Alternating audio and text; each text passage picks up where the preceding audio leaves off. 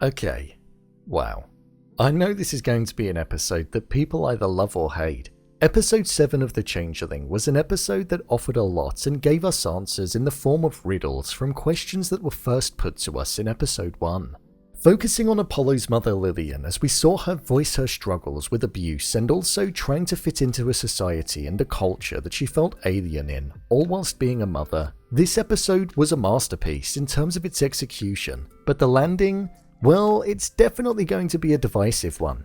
Let's jump into this and break down all that there was to take away from it. Here is The Changeling episode 7 ending explained. Just to let you know, this video will contain spoilers. What was the episode about?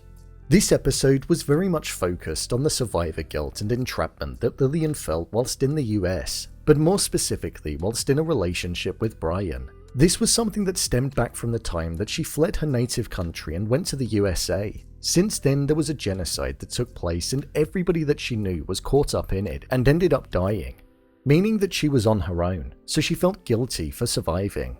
The events that we saw that followed in the episode was a reason as to why she felt as though Apollo was being put through all of the trouble in the present day, and a decision that she made on a fateful night in room 205 was the reason that she was being punished. Lillian was in an abusive relationship with Brian, and he was a prime example of somebody that would go from one extreme of shouting and being abusive to then apologizing and being all kind in the next breath in order to mask it. He would often remind her that if anything happened to her, then nobody would know due to everybody that ever cared about her being dead. So it was a form of mental manipulation and making her feel worthless and like he owned her, trying to make her realize how much he needed him. It was a life that Lillian didn't want to lead, and it only reminded her of the trouble that she'd previously escaped from. The climax of the episode came from when Brian found a receipt for the Elk Hotel where he accused Lillian of cheating on him, something which was one of the final straws for her. It was from there where she decided to separate from Brian, and in his paranoid state, he thought that Lillian was going to take their child away from him. So in the scene that we've seen so many times throughout this season of Brian arriving at the door, we saw that he was actually harming Apollo and trying to drown him. This in turn caused Lillian to go over and kill Brian in order to protect her son. This was the main thing that she wanted to do. She wanted to protect her son and be the best mother that she could be.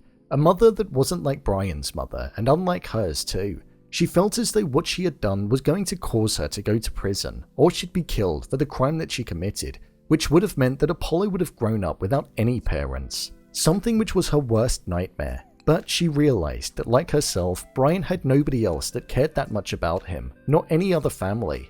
So she made the decision to make out like he ran off, something which I think was symbolic of the red suitcase being thrown to the bottom of the river. It could be metaphorical for the life that she left behind after that fateful day, seeing as though it had the dress which had elements of what she dreamed of being inside, but it could also be the place where she put Brian's body after killing him, hence why she needed to throw it to the bottom of the river.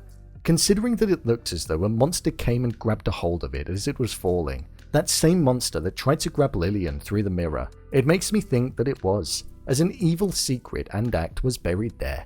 Lillian believed that those actions that she carried out in the past in the killing of Brian and not taking responsibility for it was the reason as to why Apollo lost his son and his wife was responsible for it. All deals come with a price, and with the deal that she made in not going to the police, she felt as though it was now being repaid in the present day. Did Lillian have an affair? One of the main things that was focused on in this episode was the question around if Lillian had an affair or not. Whilst we were told to believe that she didn't, and she was doing her best to convince Brian that she didn't, one of the final things in the episode could point towards a different answer. Brian believed that Lillian could have been having an affair with her boss Charles, and the Elk Hotel was a hotel that was the cheapest in the city and would often be used for activities like that. In the closing moments of the episode, as the camera was drifting down the hallway of the now abandoned hotel, we saw the guest book that was present there, and as it flipped through the pages, we saw that Charles's name was present there, along with Lillian's on the same night. So it does beg the question on the fact that they could have had an affair, which could also mean that Apollo's father may not have actually been Brian. It could have been Charles. So this then poses a complete twist in the story and the origin of Apollo. Whilst it wasn't confirmed, and I don't know if it will be, personally, I feel like the father is Charles. I think the fact that she saw the hotel owner in the form of Charles, it showed that there was some kind of significance of his face being present there when she was. Who was the man in the other room?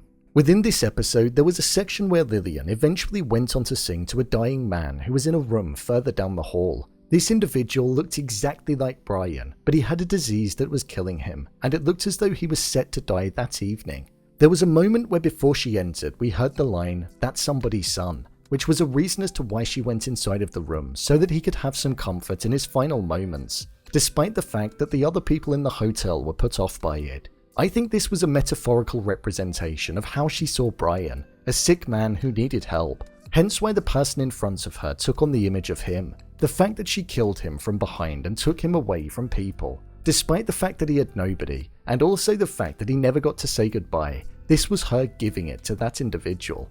The scars and lesion type things that were on him represented the mental scars and pain that Brian carried with him. Whilst it's not 100% being confirmed if that is the case, I personally feel as though that's what it represents. Overall review. I think this was an okay episode. It was very confusing, but there's enough meat there to get your teeth into to be able to walk away with something and have some kind of satisfaction. For a penultimate episode, it didn't do a good job at setting up the season finale, and I felt like it was always going to do that. Whilst I do like the show, I think it's trying to be too clever for its own good. I love a slow burn, and I love a show that has me guessing and trying to uncover things, but for me, this episode was a lot. And it's like every line of dialogue was a metaphor and nothing was direct. In terms of the way that this episode was structured and delivered, it was a work of art. It was like watching a theatre production on screen, and that element blew me away. I was so impressed. We got to see both past and present Lillian smashing it with the roles, and Brian having a decent bit of screen time for the first time all season. If I'm being honest, making the longest episode of the season so far being this one is a bit of a kick in the teeth, because it didn't offer much in terms of the plot in the modern day, other than the fact that Lillian felt responsible for the pain and suffering that Apollo was going through.